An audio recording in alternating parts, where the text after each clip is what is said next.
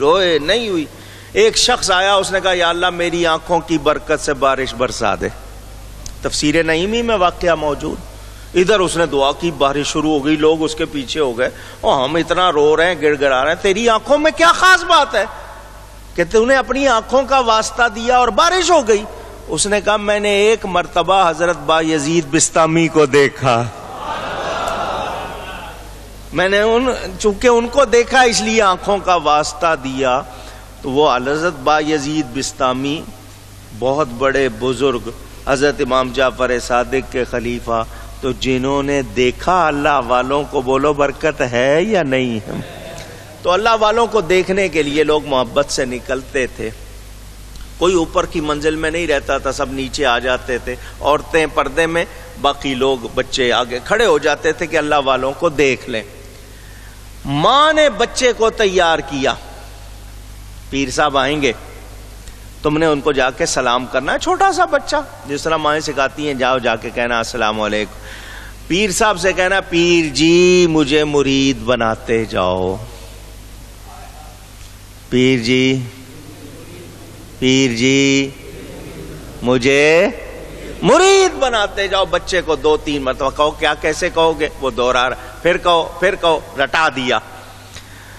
حضرت صاحب آئے تو لوگوں میں ہو گیا کہ جی حضرت صاحب آ رہے ہیں. وہ ماں بھی بچے کو لے کے باہر آ گئی اور کہا وہ دیکھو نا, وہ جو درمیان میں جنہوں نے ایسے کپڑے, ہلیا بتایا, یہ دیکھو یہ پیر صاحب ہے.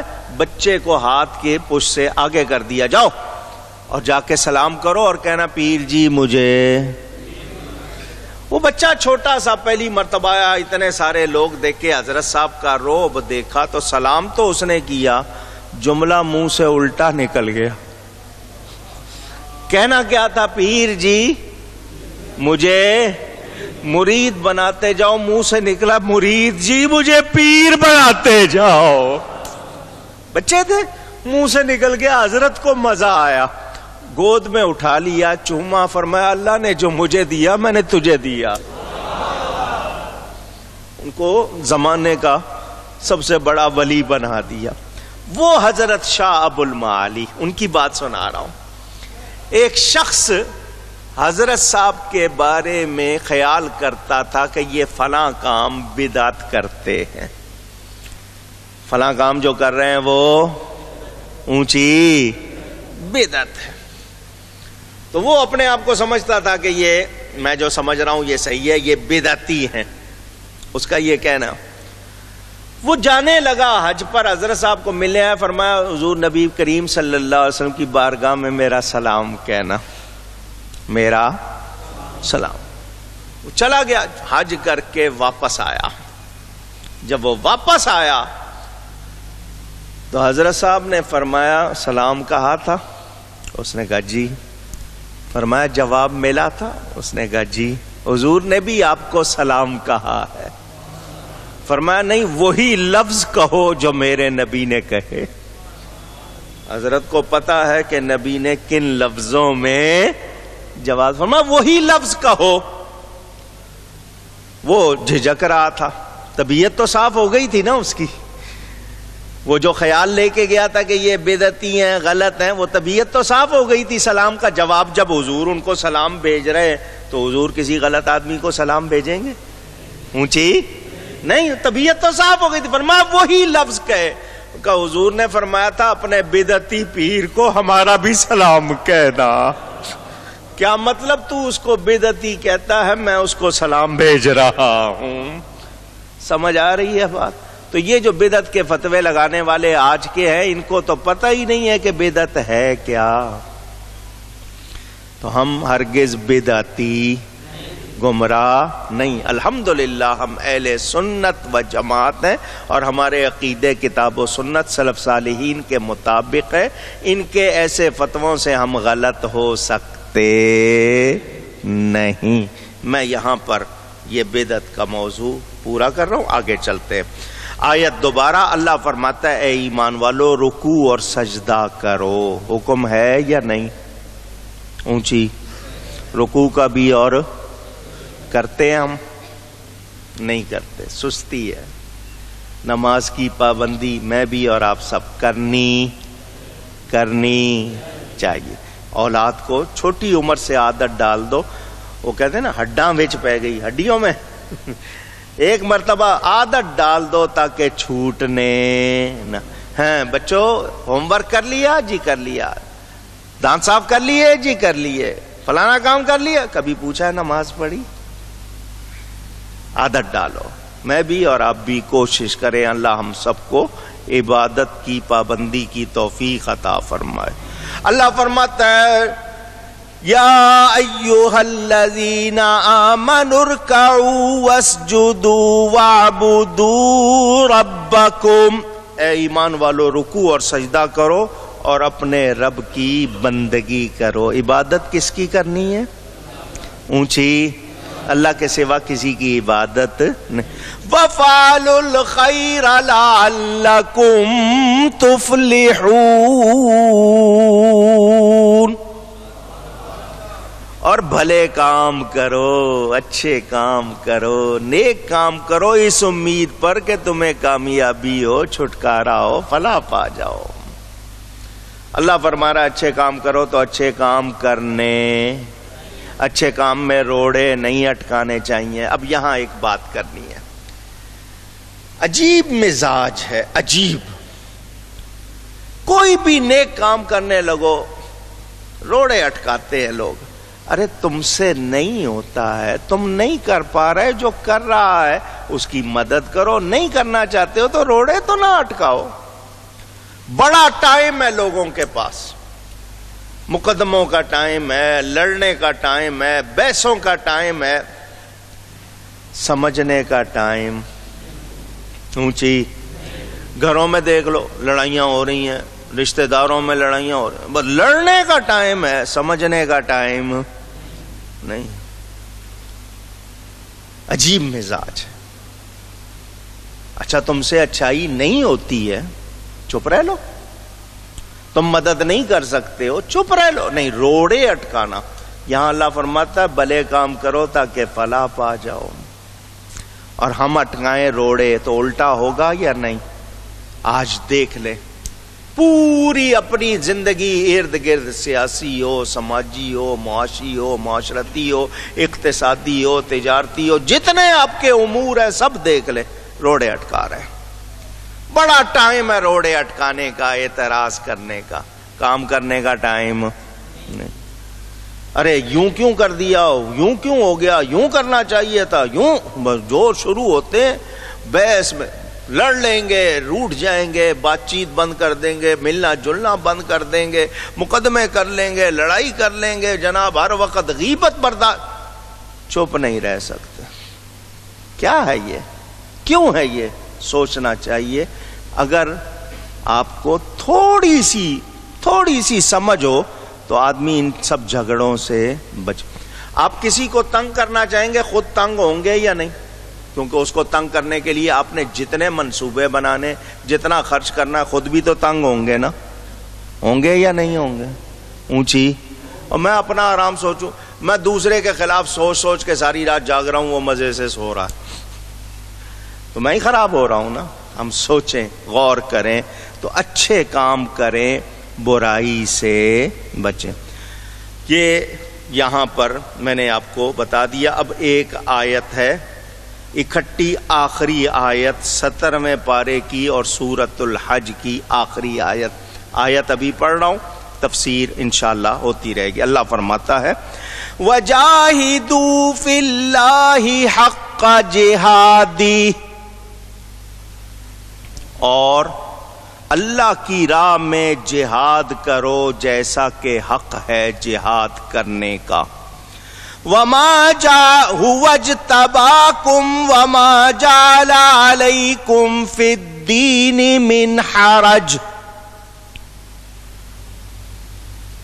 اس نے تمہیں پسند کیا اور تم پر دین میں کچھ تنگی نہ رکھی. ملت ابیکم ابراہیم, تمہارے باپ ابراہیم کا دین. هو سماکم المسلمین,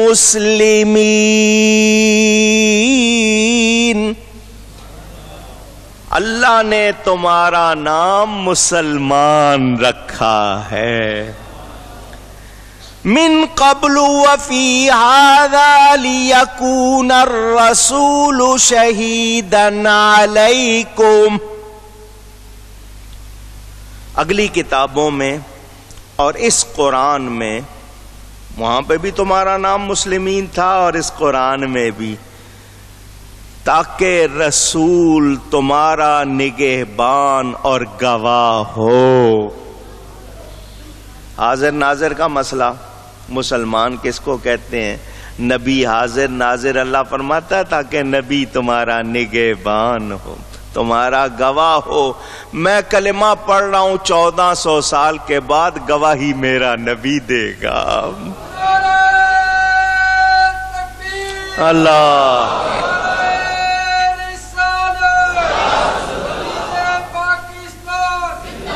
وَتَكُونُوا شُهَدَاءَ عَلَى النَّاسِ. یہ آپ کی شان ہے مسلمانوں. نبی گواہی دے گا ہمارے ایمان کی اور تم لوگوں پر گواہی دو. فَأَقِيمُوا الصَّلَاةَ وَآتُوا الزَّكَاةَ، تو نماز قائم رکھو اور زکوٰۃ دو. وَاعْتَصِمُوا بِاللَّهِ،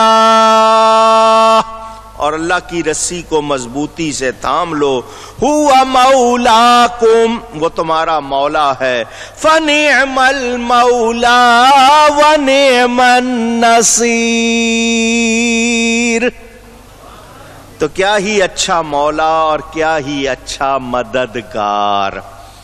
بات آئی ہے، تفسیر تو اس کی اگر الگ الگ بیان کروں ایک ایک بات پر بہت لمبی ہو جائے. نبی ہمارا گواہ اور ہم دوسروں کے گواہ. پھر سنا دیتا ہوں، قیامت کا دن ہوگا، مختصراً سنا رہا ہوں، تفصیل آگے آئے گی انشاءاللہ. قیامت کا دن ہوگا، پہلی امتیں 120 صفیں ہوں گی. کتنی؟ تمام لوگوں کی صفیں کتنی ہوں گی؟ جیسا کہ روایتوں میں ہے 80 ہماری ہوں گی. حضور کی امت کی کتنی ہوں گی؟ باقی سب مل ملا کے 40. سب ٹوٹل سارے لوگ ہوں گے. اللہ تعالیٰ لوگوں سے فرمائے گا میرے نبی تمہارے پاس آئے. کون آئے؟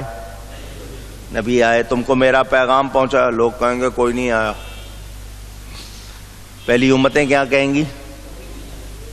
اونچی، کوئی نہیں آیا، کوئی پیغام نہیں پہنچایا. بندے کی جرت اللہ کے سامنے جھوٹ بولے گا، یا اللہ کوئی نہیں آیا. نبی کہیں گے یا اللہ ہم گئے، ہم نے تیرا پیغام پہنچایا. اللہ سب کچھ جانتا ہے، بھیجنے والا خود اللہ. نبیوں کو کس نے بھیجا؟ اللہ جانتا. اللہ نبیوں سے فرمائے گا تمہارا گواہ کون ہے؟ تمہارا. یہ کہہ رہے ہیں تم نہیں آئے، تم کہہ رہے ہو گئے، گواہ کون ہے؟ وہ کہیں گے یا اللہ امت مصطفیٰ. نبی کیا کہیں گے؟ ہمارا گواہ کون ہے؟ اونچی کہیے. ہم مسلمانوں کو وہ اپنا، میں نے آیت سنائی نا، ہم کو کیا کہیں گے؟ یہ ہمارے گواہ. اس کو کہتے ہیں جس نے موجود ہو کر دیکھا سنا ہو. گواہ اس کو کہتے ہیں جس نے موجود ہو کر دیکھا سنا. ہم نے دیکھا، ہم نے سنا.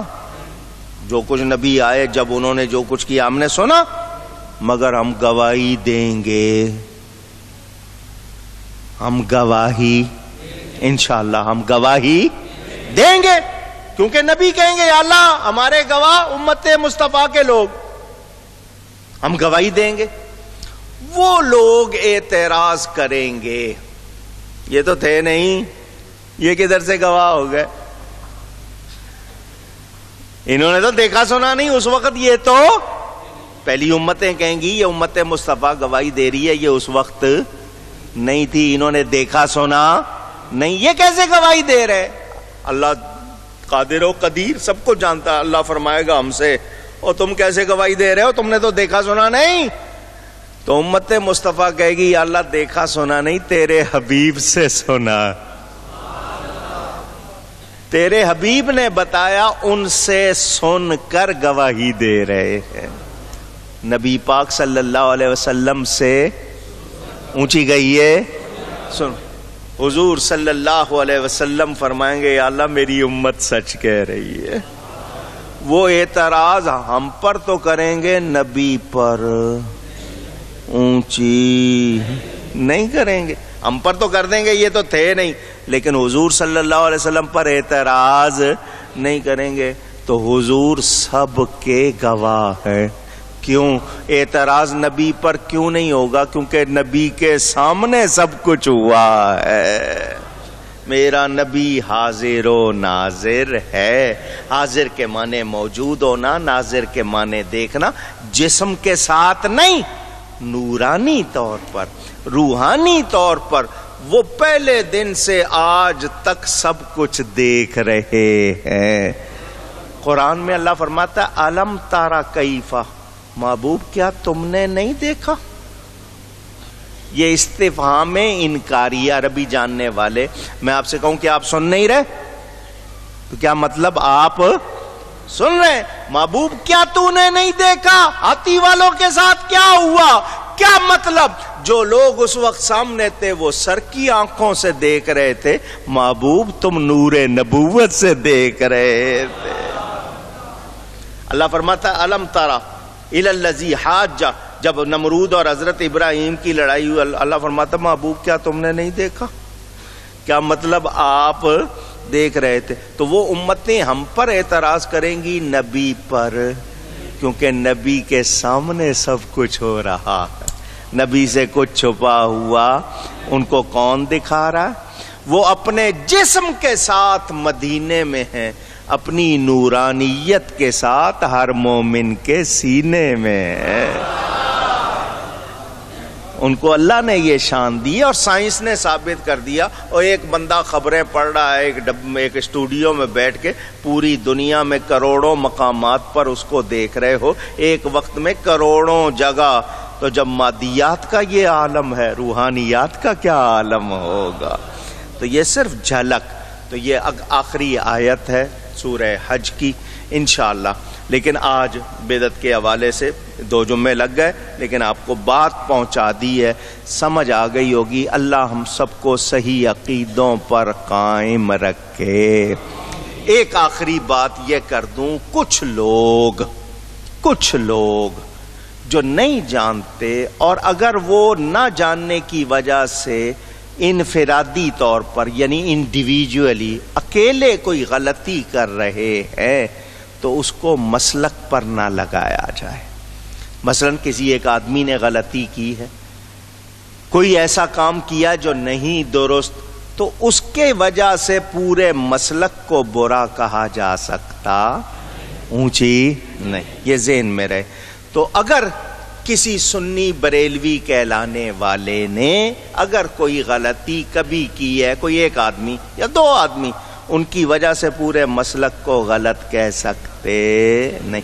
یہ اس لیے کہہ دیا، مثلا کو کہتا ہے جی فلانے آدمی نے فلانے موقع پر ناچ پیش کیا، رقص کیا، ڈھول بجایا، تو وہ اس کا کام ہے، ہم نے تو نہیں سکھایا نا، مسلک نے تو نہیں سکھایا۔ تو کسی آدمی نے میلاد مناتے ہوئے اگر ڈھول بجا لیا تو یہ اس کا کام ہے، ہمارا، ہم اس کو جائز کہتے نہیں۔ یہ اس لیے میں نے بات کی، ہم اہل سنت و جماعت، قرآن و حدیث، کتاب و سنت، شریعت کو ماننے والے، اللہ ہمیں صحیح عقیدوں پر قائم رکھے۔